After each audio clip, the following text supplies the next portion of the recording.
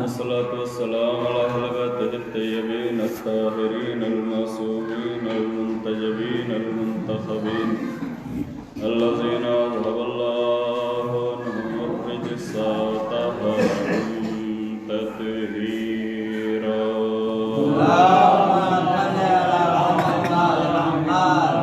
ولعنة الله على أعدائهم وغاصب حقوقهم ومنكر فضائلهم وحجتهم أجمعين.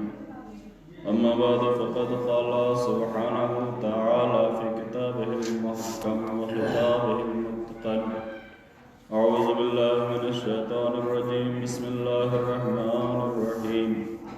وتزودوا فإن خير الزاد التقوى واتقوني يا أولي الألباب. صلوات محمد. حضرات گرامی قدر، ایک مرحومہ کے سال ثواب کی مجلس ہے اور ماشاءاللہ بحمداللہ حضرات تشریف لے آئے. اگرچہ دامن وقت میں بہت زیادہ گنجائش نہیں، لیکن اس کے باوجود قرآن کریم یہ اعلان کر رہا ہے وَتَزَوَّدُوا فَإِنَّ خَيْرَ الزَّادِ التَّقْوَىٰ کہ تم اپنے لیے سامان سفر اکٹھا کر لو، اس لیے کہ تمہیں ایک طولانی سفر پہ جانا ہے. اور جب یہ کوشچن اٹھ چکا ہے اور جب یہ سوال پیدا ہو چکا ہے، قرآن یہ کہہ رہا ہے کہ تم اپنے لیے سامان سفر اکٹھا کر لو، اور ہر ذہن اور ہر فکر اور ہر دماغ اس طرف متوجہ ہو گیا ہے کہ قرآن کسی سفر کی طرف اشارہ کر رہا ہے.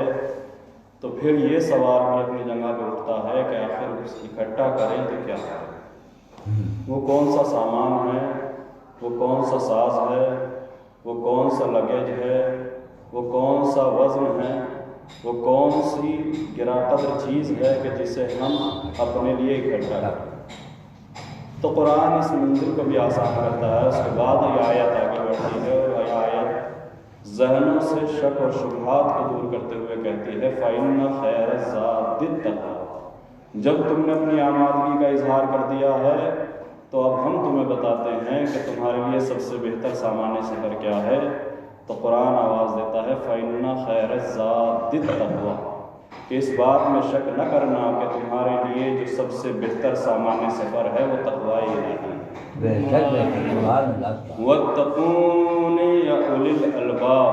اس کے بعد یہ آیت کہتی ہے کہ اگر تمہارے پاس دماغ ہے، ہوش ہے، عقل ہے، فکر ہے، اگر تمہیں سوچنے سمجھنے کی طاقت ہے تو ہم تم سے یہ کہہ رہے ہیں کہ تم اپنے لیے تقویٰ الہی اکٹھا کرو، تقویٰ الہی اختیار کرو، اپنے اندر اللہ کے تقوی کو پیدا کرو. اب بہرحال یہ دنیا بھی بڑی ملاوٹی دنیا ہے اور اس میں ہر چیز اصلی ملنا بڑا مشکل ہے. علامہ ذیشان حیدر جوادی کہا کرتے تھے کہ اس دور میں اصلی چیز ڈھونڈنا اتنا مشکل ہے کہ آج کے دور میں خودکشی کرنے والوں کو زہر بھی اصلی نہیں ملتا ہے، وہ بھی بیچارے جان دیتے دیتے بچ جاتا ہے. تو لہذا جب اتنی ملاوٹی دنیا ہے اور اس ملاوٹی دنیا میں اصلی چیز کو ڈھونڈنا اتنا مشکل ہو گیا ہے کہ جب زہر اصلی نہ مل رہا ہو تو بہرحال ایمان اصلی کہاں سے ملے گا؟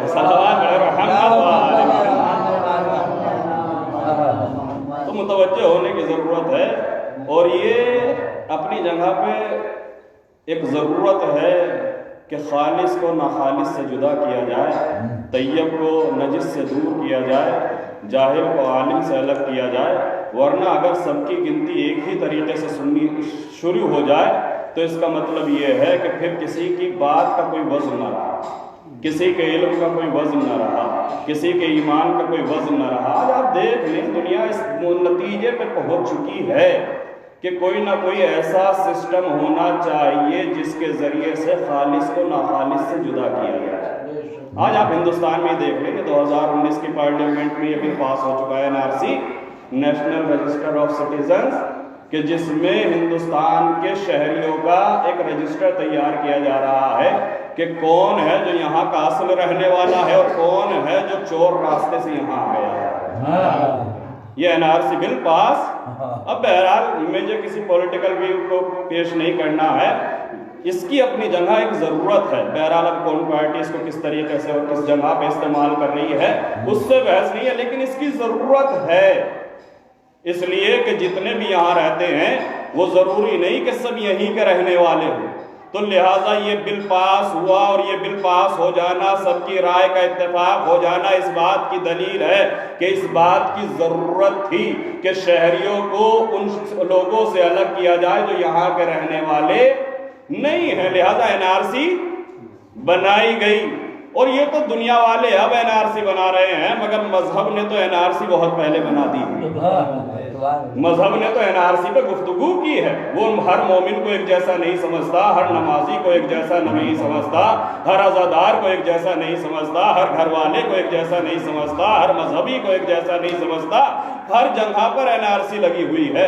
آج آپ دیکھ لیں, ہم ہر جگہ پر کہیں پر اذان ہو رہی ہو اور نمازی نہ پہنچے. یہ واقعہ کتاب میں نے پڑھا تھا کہ ایک بادشاہ ایک مسجد کے پاس سے گزرا. بہرحال یہاں بھی مجلس ہو رہی ہے, اعلان ہو چکا ہے, لوگ آ گئے ہیں کافی بڑی تعداد میں, لیکن یہ تعداد اصلی تعداد نہیں ہے. جو گاؤں میں اس وقت رہتوان ہے وہ پوری تعداد نہیں ہے. کچھ لوگ ہیں جو گھروں میں ہیں. تو ایسے ہی ایک بادشاہ ایک مسجد کے پاس سے گزرا اذان کی آواز سن کے. جب اس نے اذان کی آواز سنی تو مسجد میں گیا, اور جانے کے بعد دیکھا کہ خالی مؤذن بیٹھا ہوا ہے, ایک دو نمازی آ گئے. تو اس نے پوچھا کہ کیا یہاں پہ رہنے والے اتنے ہی مسلمان ہیں؟ تو اس نے کہا کہ نہیں, مسلمان تو اتنے نہیں ہیں. اس نے کہا کہ تھوڑی دیر رک جاؤ. تھوڑی دیر رکا, اور رکنے کے بعد اس نے پھر کہا کہ مائک کھولو, اور کھولنے کے بعد دوبارہ اذان دی. اب جیسے ہی دوسری اذان دی گئی فوراً لوگ اپنے اپنے گھروں سے نکل کے آ گئے. آج کیا ہو گیا, یہ کس نے دوسری اذان دے دی, یہ کسے وقت نہیں معلوم تھا, یہ کیا ہو گیا. پورا محلہ اکٹھا ہو گیا, ساری مسلمانوں کی تعداد جمع ہو گئی. بادشاہ نے کہا کہ دیکھو کتنے لوگ گھروں میں بیٹھے ہوئے تھے, ان کے پاس لڑائی جھگڑے کے لیے تو وقت ہے, مگر خدا کی عبادت کے لیے وقت نہیں ہے. آج آپ دیکھیں, ایک ہلکی سی خبر کوئی ایسی ہو جو مزاج کے مطابق ہو تو لوگ کھیتوں کو چھوڑ کے چلے آئیں گے. لوگ اپنے ضروری کاموں کو کل کے لیے ملتوی کر دیں گے کہ اب یہ کام کل کیا جائے گا, لہذا پہلے اس مسئلے کو دیکھ لیا جائے, اس بات کو دیکھ لیا جائے. یعنی دنیاوی کاموں کے لیے تو ہمارے پاس وقت ہے, مگر خدا کے لیے ہمارے پاس وقت نہیں. یہ جائے افسوس ہے. قرآن اسی کی طرف متوجہ کر رہا ہے, وَتَزَوَّدُوا فَإِنَّ خَيْرَ الزَّادِ التَّقْوَىٰ. تم اپنے لیے سامان سفر اکٹھا کرو. کیوں سامان سفر اکٹھا کرو؟ اس لیے کہ تمہیں طولانی سفر پہ جانا ہے, اپنے لیے زاد آخرت اکٹھا کر دو. تمہیں اللہ کی بارگاہ میں جانا ہے. یہ دنیاوی زندگی, یہ مختصر سی زندگی تمہیں گزارنے کے بعد جانا ہی جانا ہے.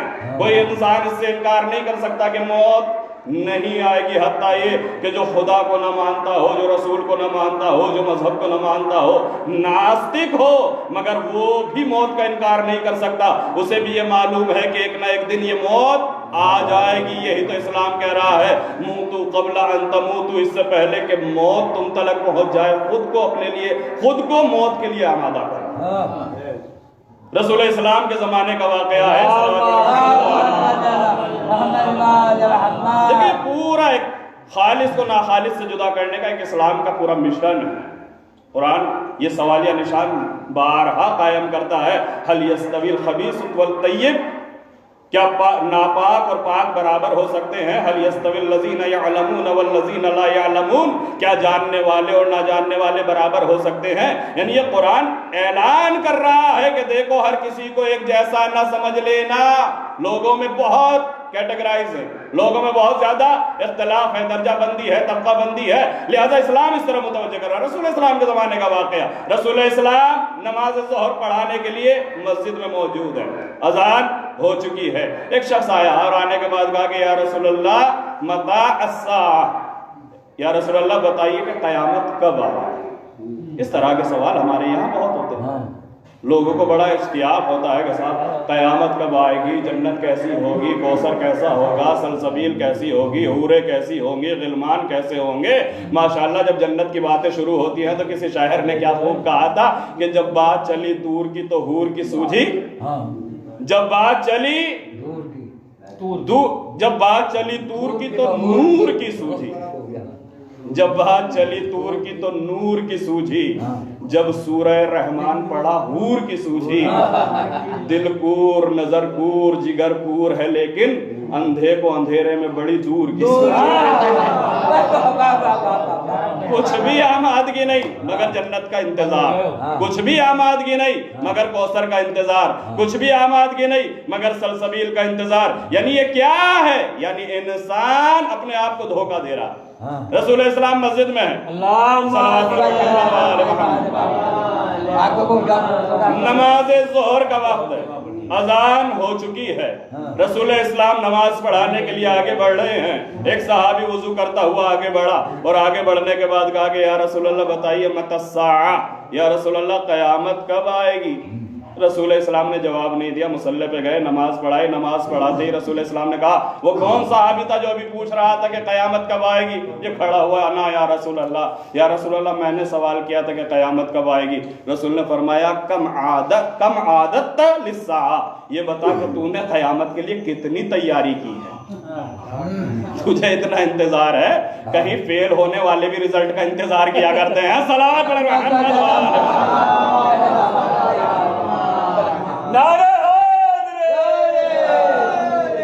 آمادگی انسان کا سب سے بڑا جو سرمایہ ہے، قرآن اس کی طرف متوجہ کر رہا ہے کہ عمل کی طرف متوجہ ہو جاؤ۔ تزودوا فإن خیر الزاد التقوی، اپنے لیے سامان سفر اکٹھا کر لو، اور سامان سفر میں سب سے بہتر سامان سفر جو ہے وہ تقوی الہی۔ اب تقوی کی بھی اگر ڈیفینیشن کی جائے، اس کی بھی پریبھاشا کی جائے، تعریف کی جائے تو نہ جانے کتنی تعریفیں ہیں۔ ایک وہ تعریف ہے جو سماج نے دی ہے، ایک وہ تعریف ہے جو نبی نے دی ہے، ایک وہ تعریف ہے جو قرآن دیتا ہے، ایک وہ تعریف ہے جو ہم خود بنا لیتے ہیں۔ ہماری نظر میں متقی وہ ہوتا ہے جو جھوٹے وعدے کر کے کسی کا دل رکھ لے، چاہے کام ہو یا نہ۔ جبکہ اسلام کے نظر میں متقی وہ ہے کہ جس کے بس میں نہ ہو تو وہ منع کر دے، چاہے سامنے والے کو برا لگے یا اچھا لگے۔ اسلام سچ بولنے کی دعوت دیتا ہے۔ اسلام یہ نہیں کہتا کہ جھوٹے وعدے کر لو، اسلام یہ نہیں کہتا کہ کسی کو جھوٹے جال میں پھانس لو، نہیں۔ اسلام یہ کہتا ہے کہ اخلاق ہمیں یہ پسند نہیں ہے کہ تم ہر کسی سے ہاں ہاں ہاں ہاں کہتے چلے جاؤ، ہر کسی کے لیے وقت نکالتے چلے جاؤ، ہر کسی سے یہ کہہ دو کہ یہ ہو جائے گا، اور بعد میں معذرت، بعد میں شرمندگی، بعد میں کفے افسوس ملو کہ بھئی یہ کام نہیں ہو سکا، یہ نہیں ہو سکا، یہ نہیں ہو سکا۔ اتنا کرو کہ جتنا ہو سکتا ہو۔ اسلام میں اخلاق کی تعریف یہی ہے۔ آج ہمارے معاشرے میں جو اخلاق ہے وہ اخلاق یہ ہے کہ اگر کوئی منع کر دے تو ہماری نظر میں اس سے بڑا بد اخلاق کوئی نہیں ہے، بھلے ہی اس کے بس کی ہو، وہ ہمارے ساتھ چلے چاہے اس کے پاس وقت ہو، وہ ہماری مدد کرے چاہے اس کے پاس پیسہ ہو یا نہ ہو۔ یعنی یہ جو ہم نے اپنی طرف سے تقوی کا معیار بنا لیا ہے، اللہ اکبر، تقوی یہ نہیں ہے۔ تقوی کیا ہے؟ تقوی نہ نماز پڑھنے کا نام تقوی ہے، نہ روزے رکھنے کا نام تقوی ہے، صرف اسی کا نام تقوی نہیں ہے۔ یہ تقوی کی علامتیں ہیں، نشانیاں ہیں کہ متقی نمازی ہوتا ہے، متقی پرہیزگار ہوتا ہے، متقی روزے دار ہوتا ہے، متقی خدا سے ڈرنے والا ہوتا ہے، متقی پابند شریعت ہوتا ہے، متقی پابند دین ہوتا ہے، متقی امام کا چاہنے والا ہوتا ہے، متقی امام کے پیچھے چلنے والا ہوتا ہے۔ یہ تمام تر چیزیں تقوی کی پہچان ہے، مگر تقوی اسی کا نام نہیں ہے۔ تقوی کیا ہے؟ علماء فرماتے ہیں کہ تقوی اس پاور کا نام ہے جو کسی انسان کے اندر پیدا ہو جائے تو اس انسان کو گناہوں سے بچاتی ہے اور نیکیوں سے قریب کرتی چلی جاتی ہے۔ یہ ہے تقوی۔ بالکل اسی طریقے سے جیسے ایک ٹارچ، اس کا کام کیا ہے؟ جب یہ جلے گی تو اندھیروں کو چیر دے گی اور نور سے راستہ بناتی ہوئی چلی جائے۔ یہ تقوی اسی طریقے سے مومن کے ساتھ تقوی بالکل ایسے ہی ہے کہ جیسے کسی کے ہاتھ میں اندھیرے میں ٹارچ ہو، راستہ دیکھنے کے لیے ٹارچ ضروری ہے۔ اگر گپ اندھیرا ہے تو ٹارچ ضروری ہے، لائٹ ضروری ہے، روشنی ضروری ہے۔ اللہ اکبر، یہی تو قرآن کہہ رہا ہے کہ مومن کے لیے تقوی اتنا ہی ضروری ہے جتنا ایک اندھیرے میں چلنے والے کے لیے روشنی ضروری ہے۔ یعنی متقی اس دنیا میں جو اپنا راستہ تلاش کرتا ہے وہ تقوی الہی سے تلاش کرتا ہے۔ یہ ہے تقوی۔ یعنی جب انسان کے اندر تقوی ہوتا ہے تو اس کے اندر خوف خدا پیدا ہوتا ہے، اس کے اندر لوگوں کی لحاظ پیدا ہوتا ہے، اس کے اندر لوگوں کی محبت پیدا ہوتی ہے، اس کے اندر سے کینہ و حسد اور دشمنی دور ہوتی ہے، وہ لوگوں کو اپنے قریب کرنا چاہتا ہے، اس لیے کہ اس کی نظر میں خدا ہوتا ہے۔ اور جب خدا ہوتا ہے تو اسے نہ دنیاوی عزت چاہیے ہوتی ہے نہ دنیاوی ذلت سے وہ رنجیدہ ہوتا ہے. پوری توجہ رکھے. نہ اسے دنیاوی ذلت سے کوئی تکلیف ہوتی ہے اور نہ دنیاوی عزت سے وہ خوش ہوتا ہے. روایتیں بتاتی ہیں کہ امام سجاد علیہ السلام ایک راستے سے گزر رہے ہیں. جب راستے سے گزر رہے ہیں تو ایک شخص امام کا چاہنے والا آگے بڑھا اور بڑھنے کے بعد امام کے قریب آنے کے بعد کہا کہ مولا واللہ انی احبک فی اللہ، خدا کی قسم میں اللہ کی وجہ سے آپ سے محبت کرتا ہوں. دیکھیں محبت کا بھی معیار ہوتا ہے. محبت کس کی وجہ سے؟ خدا کی وجہ سے کہ خدا نے انہیں پاکیزہ بنایا، خدا نے انہیں ہمارا رہبر بنایا، خدا نے انہیں ہمارا امام بنایا، خدا نے انہیں ہمارا پیشوا بنایا. اس نے کہا واللہ انی احبک فی اللہ، خدا کی قسم میں اللہ کے لیے آپ سے محبت کرتا ہوں. اگر کوئی مجھ سے کہتا تو میں اس کے ہاتھ چومتا، اس کی پیشانی کو بوسہ دیتا، اسے سینے سے لگاتا. اس سارے سماج میں تو ہی ہے جو مجھے پہچانتا ہے، تو ہی ہے جو میرا قدردان ہے. مگر مولا نے جیسے یہ جملے سنے، اللہ اکبر، خدا کی یاد تازہ ہو گئی. سر کو زمین کی طرف جھکا دیا. کچھ دیر زمین کو دیکھنے کے بعد مولا نے نگاہوں کو اٹھایا تو اس کے چہرے پہ نہیں کی.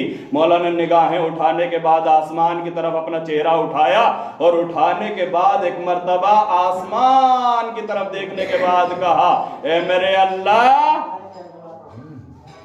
انی اعوذ بکا، اے میرے اللہ میں تیری پناہ چاہتا ہوں ان احب فیک وانت مبغض لی، کہیں ایسا نہ ہو کہ دنیا تو تیری وجہ سے مجھ سے محبت کرے اور تو مجھ سے ناراض ہو. یہ کتنی عظیم منزل ہے.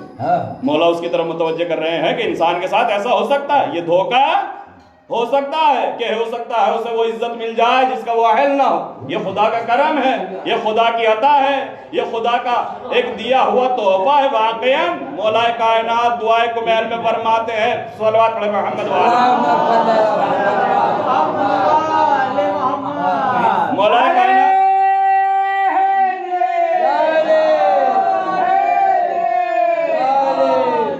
اپنی زندگی میں خدا کے لطف و کرم کو محسوس کریں، واقعاً محسوس کریں. یہ جو اللہ کی نعمتیں ہیں کیا کم ہیں. یہ جو کھانے کے لیے رزق مل رہا ہے، یہ جو رہنے کے لیے مکان ملا ہوا ہے، یہ جو اس نے آل و اولاد دے دی ہے، یہ جو اس نے بہترین پڑوسی دے دیے ہیں، یہ جو اس نے بہترین رشتہ دار دے دیے ہیں، اور سب سے بڑھ کر جو اس نے یہ عزت عطا کر دی ہے. واقعاً آپ سوچیں ذرا، اپنے گناہوں کو ایک طرف رکھیں، اپنی نیکیوں کو ایک طرف رکھیں، اس کے بعد اپنے آپ سے سوال کریں کہ جو عزت اللہ نے مجھے دی ہے کیا میں اس کا اہل ہوں؟ کیا میں اس لائق ہوں کہ میری عزت کی جائے؟ اگر اس کے 10% گناہ بھی لوگوں کو معلوم ہو جائیں تو باہر والے تو دور کی بات، گھر والے ساتھ بیٹھ کے کھانا کھانا پسند نہیں کریں گے. اولاد دور بھاگتی ہوئی نظر آئے گی، زوجہ چھوڑتی ہوئی نظر آئے گی، ماں باپ نفرت کرتے ہوئے نظر آئیں گے، بھائی دور بھاگتا ہوا نظر آئے گا. یعنی اللہ کا کرم نہیں ہے تو کیا ہے؟ مولا فرماتے ہیں میرے اللہ کم من ثناء جمیل لست اہلا نشرتہ، اے میرے اللہ یہ تیرا کیا کم کرم ہے. دعائے کمیل میں مولا فرماتے ہیں کم من ثناء جمیل لست اہلا نشرتہ، اے میرے اللہ نہ جانے میری کتنی ایسی نیکیاں ہیں کہ جن کا میں اہل نہیں ہوں مگر تو نے انہیں لوگوں کے درمیان عام کر دیا. اے میرے اللہ میری نیکیاں اس لائق نہیں ہیں، وہ تیری بارگاہ میں نہ جانے قبول بھی ہوں گی یا نہیں ہوں گی، نہیں تو نہ جانے تیری بارگاہ کے لائق بھی ہیں یا نہیں ہیں. میری نمازیں، میرے سجدے، میری عزاداری، میری نوحانی، میری مرثیہ خوانی، یہ تمام تر اعمال ہے میرے اللہ مجھے نہیں معلوم کہ تیری بارگاہ کے لائق ہے بھی یا نہیں. نہ جانے کتنے خالص ہے کتنے ناخالص ہے، کتنی ریاکاری ہے اور کتنی دینداری ہے، اے میرے اللہ مجھے نہیں معلوم. مگر اے میرے اللہ یہ تیرا کیا کم کرم ہے. کم من ثناء جمیل لست اہلا نشرتہ، اے میرے اللہ نہ جانے کتنی ایسی خوبیاں ہیں کہ جن کا میں اہل نہیں تھا مگر تو نے انہیں لوگوں کے درمیان نشر کر دیا. لوگوں کے درمیان وَكَمْ مِنْ قَبِيحٍ، اور اے میرے اللہ نہ جاننے کتنی میری ایسی برائیاں تھی جو لوگوں کو معلوم ہو رہی تھی مگر تو نے ان پہ پردہ ڈال دیا. نہ جانے کتنی ایسی برائیاں تھی میرے اللہ کہ وہ لوگ معلوم ہونے ہی والے تھے، قریب تھا کہ لوگوں کو معلوم ہو جائے مگر اے میرے اللہ تو کتنا کریم ہے کہ تو نے ان پہ پردہ ڈال دیا ہے. اللہ اکبر. اللہ کتنا ستار العیوب ہے، کتنا عیب کو چھپانے والا ہے کہ اگر وہ انسان کے نامہ اعمال کی جگہ اس کے تمام گناہوں کو اس کی پیشانی پہ لکھ دیتا تو اللہ اکبر زندگی گزارنا تو دور کی بات، ایک دن نہیں گزار سکتا تھا۔ جہاں جاتا لوگ پہچان لیتے یہ بے نمازی ہے، جہاں جاتا یہ لوگ پہچان لیتے کہ یہ حسین کا عزادار نہیں ہے، جہاں جاتا یہ پہچان لیا جاتا کہ یہ علی کا چاہنے والا نہیں ہے، جہاں جاتا یہ پہچان لیا جاتا کہ یہ نبی کا ماننے والا نہیں ہے، جہاں جاتا پہچان لیا جاتا کہ دنیا اس سے خوش ہے تو کیا ہے، اللہ اس پہ ناراض ہے۔ اگر یہ تمام گناہ ہمارے پیشانی پہ لکھ دیے جاتے نامہ اعمال کی جگہ، اور اللہ اکبر اس کریم پروردگار کا کیا کہنا، اس کی ستار العیوبی کہاں تلک ہے کہ وہ کرامین کاتبین، وہ مکرم فرشتے جو انسان کے دوش پہ بیٹھے ہوئے ہیں اور انسان کے نامہ اعمال کو لکھ رہے ہیں، روایتیں کہتی ہیں کہ ہر روز یہ فرشتے بدل دیے جاتے ہیں تاکہ آج کے جو گناہ ہیں وہ کل کے فرشتوں کو معلوم نہ ہو سکے۔ وہ کتنا کریم ہے، وہ کتنا گناہوں کو چھپانے والا۔ اللہ اکبر، اس سے پہلے کہ انسان خود ذلت کے گڑھے میں چلا جائے، اس سے پہلے کہ انسان خود اپنی عزت کو تار و تار کر دے، اس سے پہلے کہ انسان خود اپنے لیے ذلتوں کو اپنا مقدر بنا لے، کیوں نہ اس خدا کی بارگاہ میں پہنچ جائے کہ جس نے ابھی تلک گناہوں کو چھپا رکھا ہے۔ اے میرے اللہ تیرا شکریہ کہ تو نے اب تلک میرے گناہوں کو چھپایا ہے۔ اے میرے اللہ میں تجھ سے وعدہ کرتا ہوں کہ اب میں گناہوں کو انجام نہیں دوں گا۔ کب انسانی کب اس طرح کے وعدے وعید ہم سے ہوں گے؟ کب ہم خدا کی بارگاہ میں آگے بڑھیں گے؟ کب؟ کیا ہم بھی اسی دن کا انتظار کر رہے ہیں کہ موت آئے اور ہم دنیا سے چلے جائیں؟ اللہ اکبر، انسان کو اپنے اعمال کو خالص کرنا ہوگا، اس لیے کہ قرآن آواز دے رہا، قرآن آواز دے رہا کہ ہر انسان اللہ کی بارگاہ میں ایک منزل پہ نہیں ہے۔ قرآن آواز دیتا ہے ان اکرمکم عند اللہ اتقاکم، اس میں شک نہیں ہے کہ اللہ کی نظر میں جو سب سے محترم انسان ہے وہ ہے کہ جس کے پاس سب سے زیادہ تقوی ہے۔ قرآن کہتا ہے ان اکرمکم، سب سے زیادہ مکرم وہ ہے عند اللہ، اللہ کے نزدیک، دنیا والوں کے نزدیک نہیں، گھر والوں کے نزدیک نہیں، پڑوسیوں کے نزدیک نہیں، نمازیوں کے نزدیک نہیں، محلے والوں کے نزدیک نہیں، اللہ کے نزدیک، خدا کے نزدیک، حقیقت کے نزدیک سب سے زیادہ مکرم، سب سے زیادہ محترم، سب سے زیادہ قابل احترام وہ ہے کہ جس کے پاس سب سے زیادہ تقوی ہے۔ یہ قرآن کہہ رہا ہے۔ اب اس کے بعد ہمیں اپنے آپ سے سوال کرنا ہوگا۔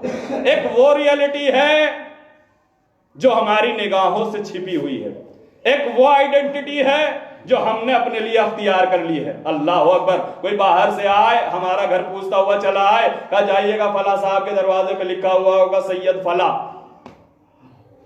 اب جب سید لکھا ہوا ہے تو مسلمان بھی ہے، نمازی بھی ہے، پرہیزگار بھی ہے، اولاد فاطمہ بھی ہے، یہ تو ہے ہماری آئیڈینٹی۔ اور ایک ہے ریئلٹی، ایک ہے ریئلٹی۔ بات وہیں این آر سی پہ آ گئی۔ بہت سے لوگ ہیں جو آدھار کارڈ لیے پھر رہے ہیں، بہت سے لوگ ہیں جو ووٹر کارڈ لیے پھر رہے ہیں، بہت سے لوگ ہیں جو راشن کارڈ لیے پھر رہے ہیں، بہت سے لوگ ہیں جو پین کارڈ لیے پھر رہے ہیں۔ پھر کیا ضرورت ہے این آر سی بنانے کی؟ کہا تمہیں نہیں معلوم ان میں کچھ ناخالص بھی ملے ہوئے ہیں، تو یہ دنیا والوں کو رجسٹر بنانے کی ضرورت ہے۔ مگر اس امام کا کیا کہنا کہ جس کی تلوار بھی 70 نسلوں کو دیکھتی ہو، وہ جب دروازے سے گزرتا ہوگا وہ اس آئیڈینٹی کو نہیں پڑھتا ہوگا، وہ تو دیکھ لیتا ہوگا کہ نمازیں آباد ہیں یا نہیں، قرآن آباد ہے یا نہیں، یہاں دین پڑھ رہا ہے یا نہیں، یا بے دینوں کا اڈا بنا ہوا ہے۔ صلوات محمد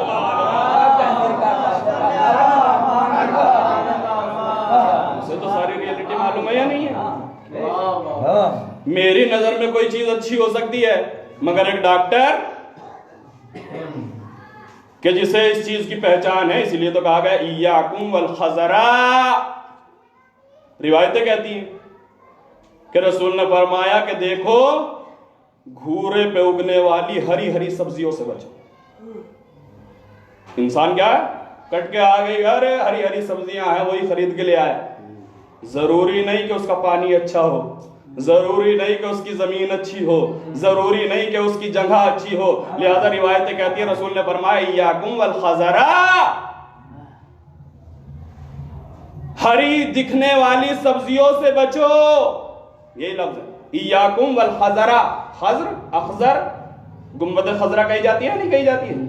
رسول کے روزے کی جو گنبد ہے وہ ہری ہے، خضرا، گنبد خضرا یعنی خضرا کے معنی ہے ہرا۔ رسول نے فرمایا ایاکم والخضرا، ایسی سبزیوں سے بچو جو بہت زیادہ ہری نظر آ رہی ہو۔ کسی نے کہا یا رسول اللہ یہ کون سی بات؟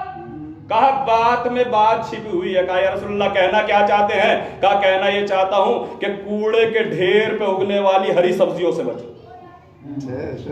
یہ میڈیکل کے اعتبار سے ہو گیا۔ کہا یا رسول اللہ اور کچھ؟ کہا کہنے کی مراد یہ ہے کہ ان عورتوں سے بچو جو ایسے گھرانوں میں پروان چڑھی ہو جہاں دین نام کی چیز نہ ہو۔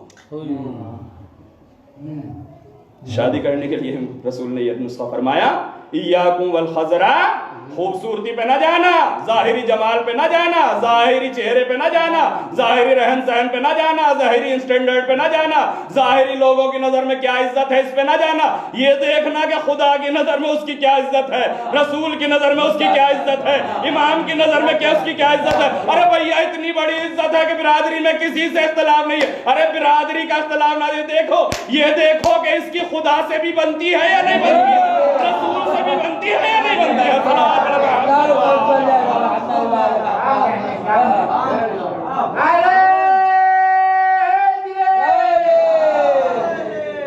ایسے بے دین سے تو تیری تبھی بن سکتی ہے جب تو دین کو چھوڑ دے، ورنہ جس کی خدا سے نہ بنی ہو اس کی دیندار سے کیسے بنے گی؟ لہذا یہ بڑی مشکل ہے۔ آج ہمارے یہاں معاشرے میں سماج میں یہ سب سے بڑی پریشانی ہے کہ جب ہم بیٹیوں کے رشتے تلاش کرتے ہیں، جب ہم بیٹوں کے رشتے تلاش کرتے ہیں تو ظاہری جمال دیکھا جاتا ہے، ظاہری پراپرٹی دیکھی جاتی ہے، ظاہری کلچر دیکھا جاتا ہے، ظاہری رہن سہن دیکھا جاتا ہے، اس کے گھر کے حالات دیکھے جاتے ہیں۔ نہ اس سے مطلب ہے کہ نماز ہوتی ہے یا نہیں ہوتی ہے۔ کبھی ایک رات اس کے گھر میں گزار کے دیکھو کہ صبح کی نماز کے لیے کتنے لوگ اٹھتے ہیں، یا قبرستان میں رشتہ لے کے آ گئے ہو۔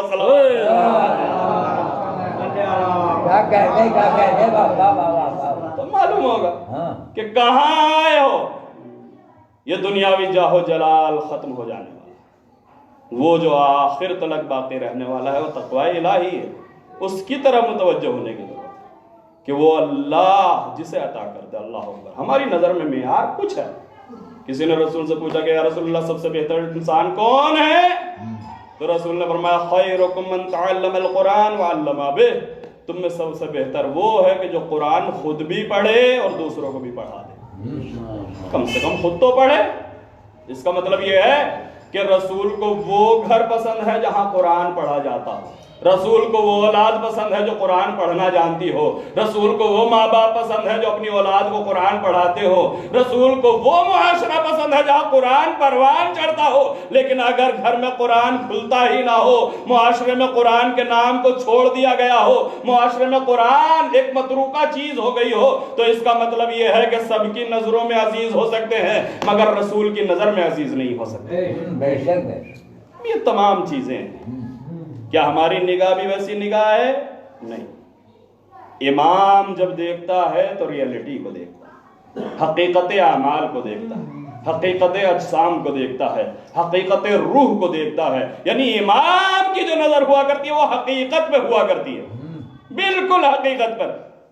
ایک گندی سبزی ہماری نظر میں بہت اچھی نظر آ رہی ہے، ہری ہے، اچھی ہے، مگر ایک ڈاکٹر کے پاس لے جائیں، وہ ڈاکٹر اگر اس کو چیک کر لے تو ہمیں ہری نظر آ رہی ہے مگر اسے وہ گندگی والی نظر آ رہی ہے، اسے وہ بیماریوں والی نظر آ رہی ہے، اس میں جراثیم نظر آ رہے ہیں، اس میں بیکٹیریا نظر آ رہے ہیں۔ اس کا مطلب یہ ہے کہ جو بھی چیز اچھی نظر آئے ضروری نہیں کہ وہ اچھی بھی ہو۔ یہاں ہوشیار ہونے کی ضرورت ہے، یہاں خبردار ہونے کی ضرورت ہے، یہاں اپنے آپ کو دھوکہ نہ ہو جائے۔ ہر چیز میں دنیا کو دیکھ کے اپنا رنگ نہ بدل دو، دنیا کو دیکھ کے اپنے راستے نہ بدل دو۔ فلاں نماز نہیں پڑھتا تو ہم ہی کیوں پڑھیں، جب اتنے نہیں پڑھ رہے تو ہم ہی کیوں پڑھیں۔ اللہ اکبر۔ اس سماج سے امام کو سب سے زیادہ نفرت ہوتی ہے کہ جہاں نماز نہ پڑھی جاتی، اس سماج سے امام کو سب سے زیادہ نفرت ہوتی ہے جہاں قرآن پروان نہ چڑھتا۔ اس سماج سے امام کو سب سے زیادہ نفرت ہوتی ہے کہ جہاں پر محبتوں کا نام نہ لیا جاتا ہو، اختلاف عام ہونے لگے، لڑائیاں عام ہونے لگے، جھگڑے عام ہونے لگے، ایک دوسرے سے کینہ و حسد بڑھنے لگے۔ اللہ اکبر، کینہ و حسد کا مطلب سمجھتے ہیں؟ اگر مجھے یہ معلوم ہو کہ اس کے دل میں کینہ و حسد ہے تو میں بیٹھنا پسند نہیں کرتا۔ تو جب ہم جیسا انسان کسی کینہ و حسد رکھنے والے کے پاس بیٹھنا نہیں پسند کرتا تو امام کیسے بیٹھنا پسند کرے؟ اچھا، یہ دل ہے، دل میں کینہ و حسد ہے۔ دل کے لیے کہا گیا ہے کہ یہ ایک گھر ہے، جب اس میں کینہ و حسد ہوگا تو امام کیسے ہوگا؟ جب اس میں کینہ و حسد ہوگا تو محبت علی کیسے ہوگی؟ جب اس میں کینہ و حسد ہوگا تو عظمت فاطمہ کیسے ہوگی؟ جب اس میں کینہ و حسد ہوگا تو اس میں دینداری کہاں سے ہوگی؟ اس کا مطلب یہ ہے کہ اگر دین اس میں رکھنا چاہتے ہو تو بے دینی کو اس سے باہر نکالنا ہوگا۔ اگر شریعت کو اس میں آباد کرنا چاہتے ہو تو بری چیزوں کو اس سے باہر نکالنا ہوگا۔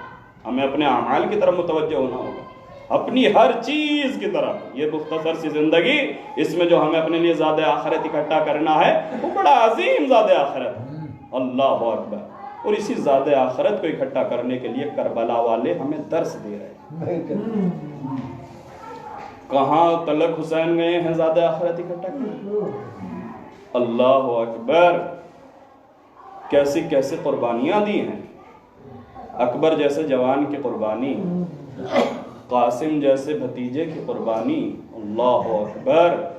روایتیں کہتی ہیں کہ اگر کوئی اور ہوتا تو دل پھٹ گیا ہوتا، جان دے دی ہوتی، اللہ اکبر، مگر حسین ہے جو راہ خدا میں قدم آگے بڑھا رہے ہیں اور آواز دے رہے ہیں میرے اللہ اکبر تیرا دیا ہوا ہے، قاسم تیرا دیا ہوا ہے، اور محمد تیرے دیے ہوئے ہیں، اے میرے اللہ اصغر تیرا دیا ہوا ہے، اے میرے اللہ یہ عزت تیری دی ہوئی ہے، اے میرے اللہ جان تیری دی ہوئی ہے، میں نے اپنی طرف سے کیا دیا ہے؟ جان دی ہوئی اسی کی تھی۔ حق تو یہ ہے کہ حق ادا نہ ہوا ہے میرے اللہ، بس تیری سے یہ خواہش ہے کہ تم میری ان قربانیوں کو قبول کر لینا۔ روایتیں لکھ دی ہیں، اللہ اکبر، مورخ لکھتا ہے کہ حسین جس شہید کے لاشے پہ پہنچتے تھے اس کا لاشا خیمے میں لانے سے پہلے اپنے ہاتھوں پہ اس لاشے کو اٹھاتے تھے اور ایک جملہ کہتے تھے، اللہم تقبل منا ھذا القربان، اے میرے اللہ میری اس قربانی کو اپنی بارگاہ میں قبول کر لینا۔ اللہ اللہ، تاریخ یہ بتاتی ہے کہ 71 لاشیں فاطمہ کے لال نے اٹھائے۔ ہر لاشے کو اپنے ہاتھوں پہ اٹھانے کے بعد فاطمہ کا لال یہی کہہ رہا تھا، میرے اللہ میری اس قربانی کو قبول کرنا۔ اب فاطمہ کا لال یکا و تنہا ہے، اپنی جان کا نذرانہ دے چکا ہے، شمر کند خنجر سے سر و تن میں جدائی کر چکا ہے۔ اب کون ہے جو حسین کی میت کو اٹھائے اور اٹھانے کے بعد کہے میرے اللہ میری اس قربانی کا قبول کرنا؟ مگر چشم تاریخ نے دیکھا تلہ زینبیہ سے زینب آگے بڑھی، بھیا کے لاشے کے قریب آئی، اپنے بھیا کے لاشے کو ہاتھوں پہ بلند کیا، اللہم تقبل منا ھذا القربان، اے میرے اللہ میرے بھیا کی اس قربانی کا قبول کرنا۔ اللہ اکبر، یہ قربانیاں ادا کرتی ہوئی تاریخ کربلا آگے بڑھ رہی ہے۔ زینب خیمے میں پلٹ آئی۔ اب تاریخ یہ کہتی ہے کہ شہادت حسین کے بعد جب رات کا سناٹا چھانے لگا، اندھیرا سب سے غم کی خبر یہ لے کے آیا کہ عمر سعد نے حکم دیا، ارے ان کے مردوں کو تو قتل کر ڈالا، اب ان کے خیموں کو لوٹ لیا،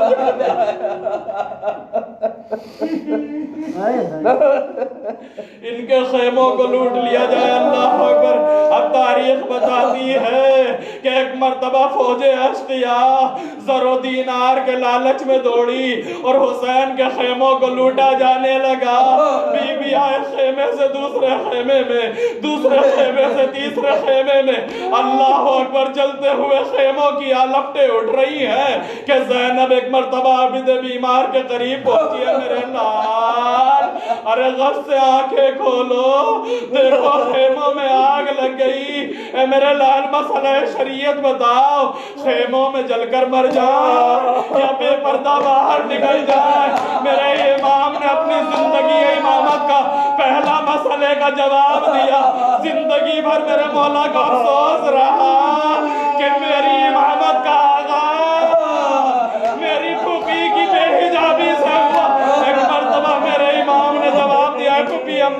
جان کا بچانا واجب ہے. آپ بھی خیمے سے نکلیے, مجھے بھی خیمے سے نکالیے. حمید ابن مسلم کہتا ہے کہ میں نے جلے ہوئے خیموں میں دیکھا کہ ایک بی بی ہے جو ایک جلے ہوئے خیمے میں جاتی ہے اور جلدی سے باہر آ جاتی ہے.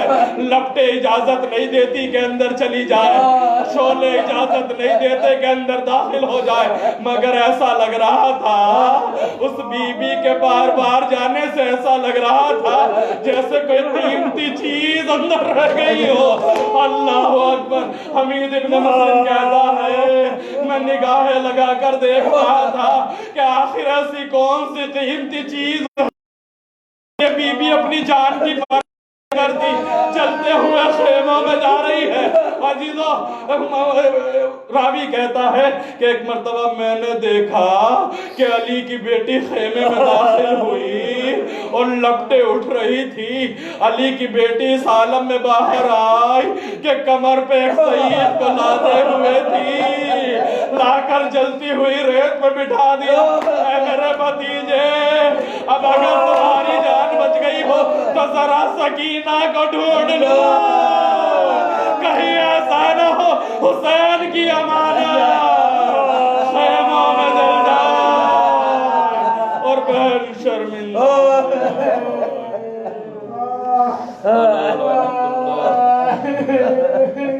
اللہ قوم الظالمین سیالت الذین ظلموا منقلبین